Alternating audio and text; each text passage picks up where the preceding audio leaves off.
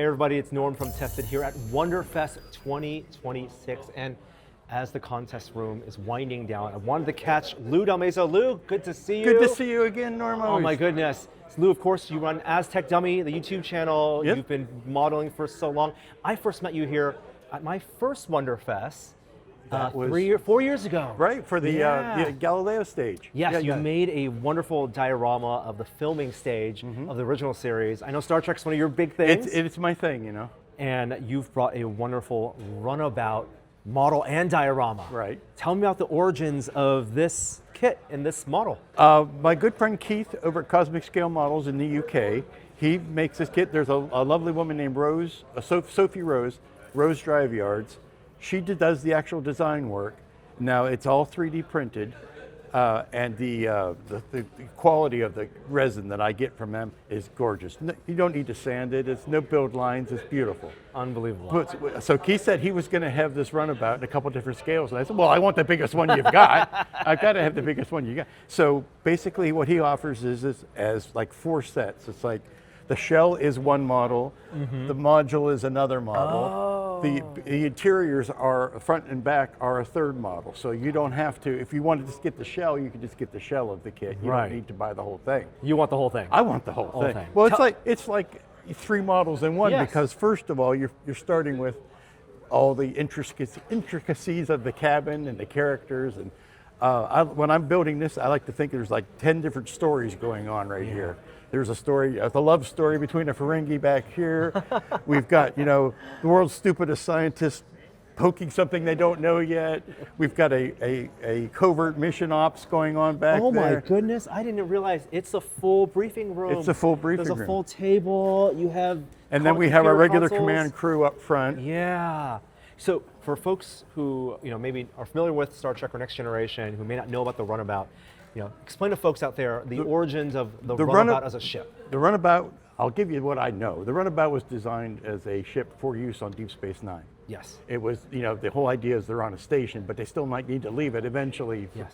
So the Runabout was devised for that, and it was used in exactly 1 episode of Next Gen, and that was the episode where they basically needed the back. They needed the back compartment. So the back compartment was designed, and the story note that I know is they kind of funded the construction of that compartment through Next Gen. They said, well, we'll let you borrow the set, but we want it when you're done. That's how you save on costs. That's when we had multiple Star Trek shows on the same time, on the same lot. We'll let you borrow this, and from what I understand from Mr. Sternbach, this is actually larger than the filming model. Oh. The filming model was like 18 inches. What scale is this? This is 1/32. 1/32 scale. Yes. Okay, that tells you how big this shuttle is, because we've seen Next Gen shuttles, the original series shuttles. When you put a person next to it, and you say, okay, that's the size of the door, and then when you put a Galileo shuttle, the Galileo shuttle is about yay big. And that's the thing, looking at like Rick Sternbach's drawings and blueprints, the original Galileo shuttles, the TNG shuttles, those are basically one single large rooms, right? Where do you sleep? Where do the crew have their quarters? And well, these were designed as extended trip, extended trip multiple campers. Sections, yes. And there were places, bunks for them to sleep in, a meeting room. It actually felt like. And it was multi-purpose because you could actually detach the warp sled from the front and back and use it for different, sort of like 1990, like Eagles. You could have a different cargo module or a different module in the middle. Yeah. And then they forgot all about that and gave him a Defiant. Defiant, right. Then they needed a battle attack ship. To fight the Dominion. You said Rick Sternbach's a member of your group. You're friends with him. He's in our regular Friday night chat group. Is this Rick Sternbach approved? Here's an interesting story. Now, when in the course of the series, they never showed how this door operated. Oh, okay. They may have showed it open. They showed the people in it, but they never showed how the door operated. And so I proposed to him. I said, Rick, does it come down as a ramp, like the newer shuttles did, where that back gate comes down as a ramp? I said, does the whole thing slide as one piece? Well, it can't, because there's bulkheads and walls it would run into. I said, or is it like the Galileo shuttle, where the top slides back and the bottom becomes a ramp? And he goes, we never thought of that. but your explanation is as good as any. So I took that as gospel, and I said, okay, Rick has approved it, that's what I'm going to do. A little taste of what the relationship between designers and writers would have been like on the show. Yes, and to tell you, Sophie, who designed this, never intended anybody to open the doors. Oh, but you have to. So I cut the door open, and it's just through her wonderful engineering that everything lines up. Yeah.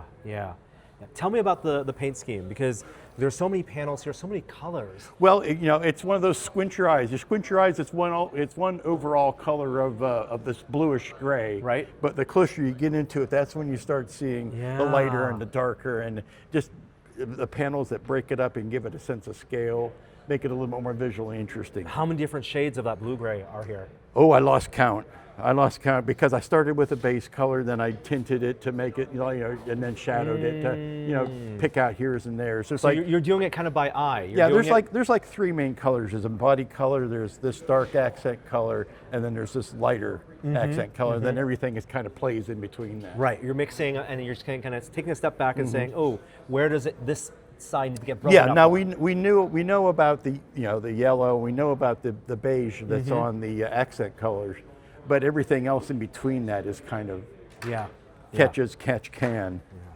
Okay, now tell me about the electronics and lighting. There's so many things here that also bring about scale and kind of really make it alive. There is a basic Ralph Tenaglia Tenda Controls board that does the strobes and the blinkers. He has a lighting package for the regular Runabout, but of course these need to be much larger. Like I think he provides this much blue LED strip for I needed twice as much. Yeah. And things like that. He might have allowed for one bulb and I needed 4 times as many bulbs, that type of thing. But then everything else is SM LEDs for the static lighting and light strips for the LCARS panels and things like that. And you guys have one board that powers everything? No, actually, well, there's one board that does the strobes and the navs, and then everything else is just bare wired. Okay. And then that's all. Everything that's a constant bulb. Well, I have 3 circuits here. One for the control, one for the the external lights. Yes. One for the back conference room, and one for the forward room. Yeah. But then because if you're sitting there on the ground, you're not going to be running the warp engines. But of course, you want to have them lit because you can light them. But if you're doing a serious, they're on the ground, they're doing a mission, those lights aren't going to be on. But you'll want to have the forward and the rear cabin lights on. Lou, this is such a wonderful job. I love how you took existing kits and just really build a whole story around it. Well, and you know what these are? No, what are those? Those are sweet gum balls. I have a sweet gum tree in my yard that I cannot I can't even walk out my front door without stepping on one of those things. So I'm just going to make some use out of it. All right, found parts in nature. Amazing. What's your next project after this? I have a Voyager that's even bigger than this. 350 scale Voyager. How long is that? A 350 scale Voyager is from here to about here. Oh my goodness. And if you don't think I'm nervous about showing that to Rick, you got another thing coming. Wow. Well, good luck on your journey building that Voyager. Thank I can't wait to see it next to perhaps other 350th scale Star Trek ships yes, next year. Lou, keep up the great work. Always a great pleasure talking to you. Thank you.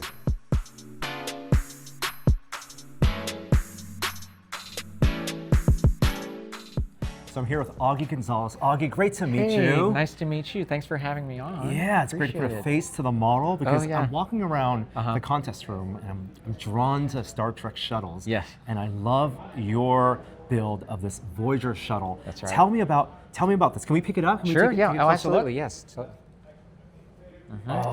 So this is a replica of the shuttlecraft from Voyager. It's nicknamed the Speedboat Shuttle. Okay. So as you can probably tell, compared to others that appeared on the show, it's more streamlined. Sleek. Takes on the same aesthetics as the Voyager. You can tell by the look of the nacelles that it goes with that particular ship. Yeah. So it's one of my favorite designs for sure. Absolutely. Next generation, in that same era, Voyager had its shuttles. They had some boxier ones. That's they had right. a little smoother one, but this kind of stretches Exactly. it. Just like the Voyager itself, you can tell that the primary hull is more stretched out. You can tell the front here is also stretched out with the same configurations of the nacelles in the back. But the nacelles, it's all that same DNA, same as the Runabout. That's right. It looks like a miniature version of what was on the Enterprise D. Exactly, yeah. You can tell that Voyager is a mothership, essentially. Absolutely. Yeah. So tell me about, this is a resin kit. It is a resin kit. Well, it's actually 3D printed. Oh, okay. So yes, and it's done by Cosmic Scale Models, and they use a professional grade printer. I don't know exactly what model they use, but no layer lines. I did not have to do do any sanding to No this. way. Yeah, it's just incredible. That I is mean, I clean. do 3D printing myself, and it's just really incredible how clean it looks. I mean, it just looks fantastic. So just the fun stuff.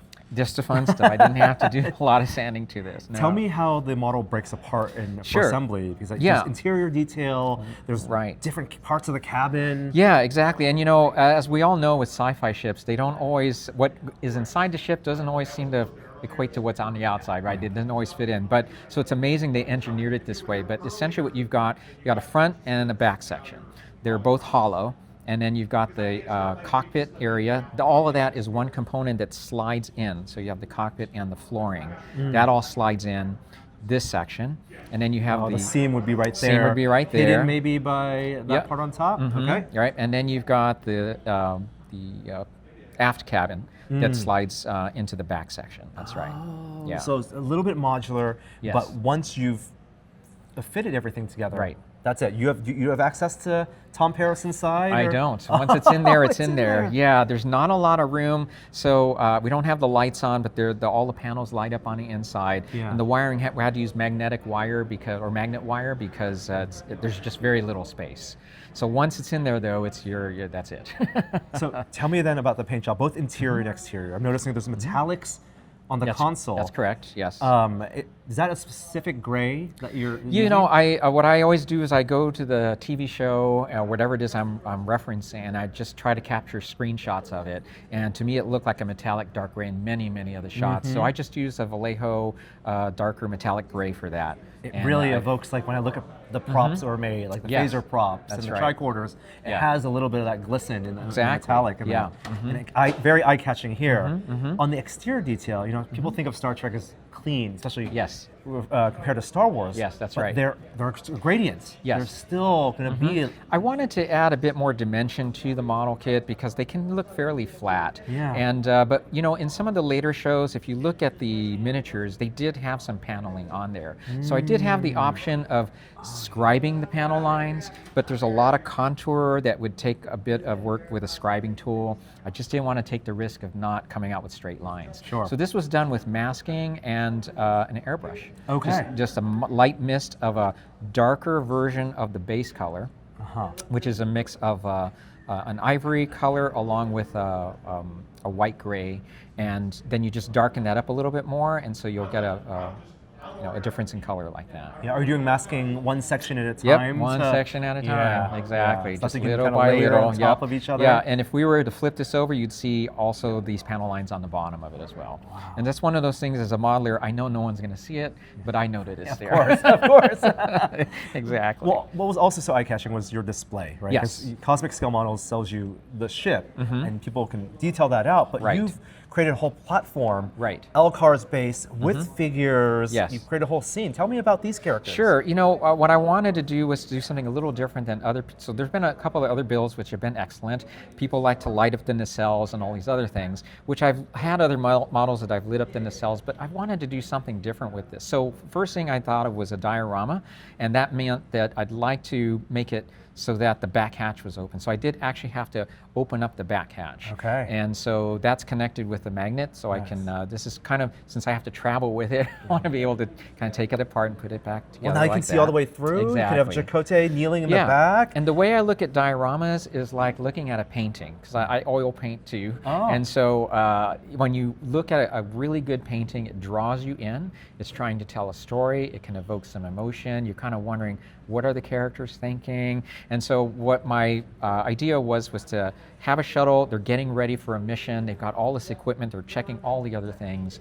And people are analyzing and doing all sorts of things prior to. So when you look at it, hopefully that's what it does. It draws you into the scene, kind of makes you think, I wonder what they're talking about. You know, maybe they're testing some equipment, that sort of thing. So In working with the modeler to create these scale figures that you would then print and paint, did you diagram out the positioning, or did you just give them like a little more free reign? How did you art direct I actually them? did diagram it out a Okay, little you bit, knew yeah. it And would then be after, okay. yes, I wanted to make sure that when you look at it, I purposely skewed it this way versus Yeah. just being straight. I thought that would add a little more interest, but I wanted to, you know, go in like layers this way, right? So that you Yeah. have depth as you're going from front to back. More of the action is here. Maybe you just know there is something going on out here, but your eyes are really drawn from this direction to here.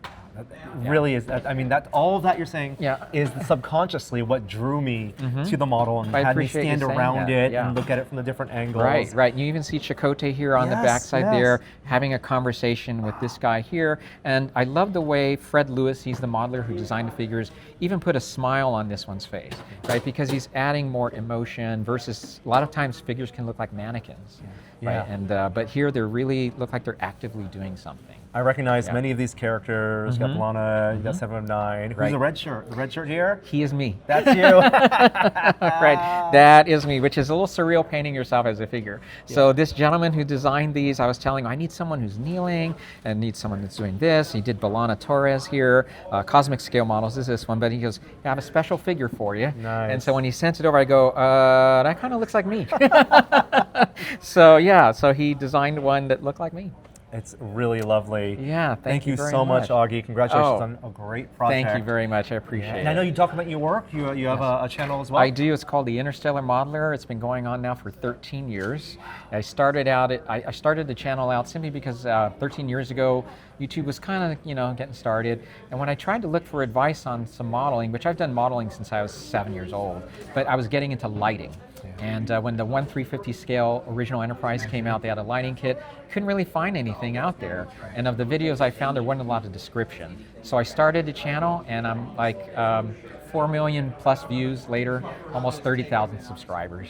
And what I love about it, it gives me yet another way to connect to this wonderful modeling community that, as you've met a lot of us, people are willing to share experiences, just ideas, and just be really just great to come out and have a great camaraderie that we do. So, Absolutely. yeah, Keep yeah. up the great work. Keep Thank you on, very keep much. on building, keep on documenting. Yeah, I appreciate Hope to it. see you at future Wonderfest. Oh, I'll be here next year. Thank you so much, Auggie. For sure. Thank you so much.